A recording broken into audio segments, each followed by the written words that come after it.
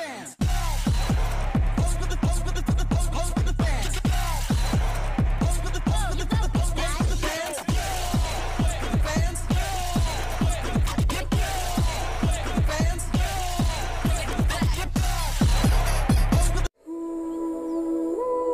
does the planting tree help?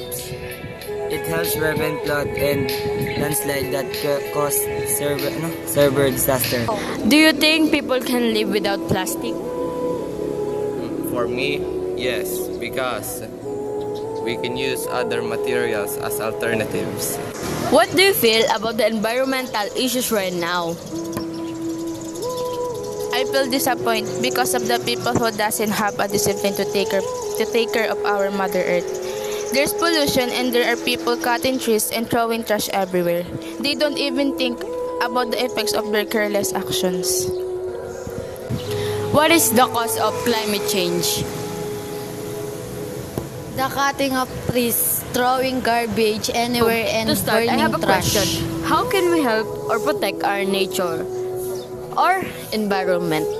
By planting trees and plants and by avoiding throwing garbage into rivers or the sea, since people can get disease such as dengue, skin infection, and others from these places.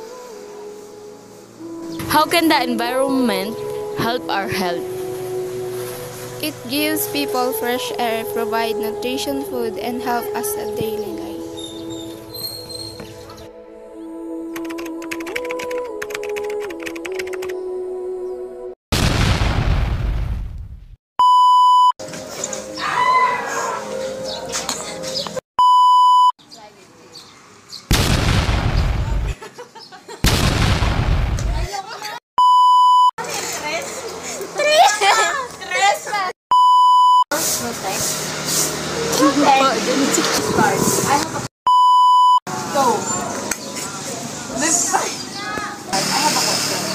How can you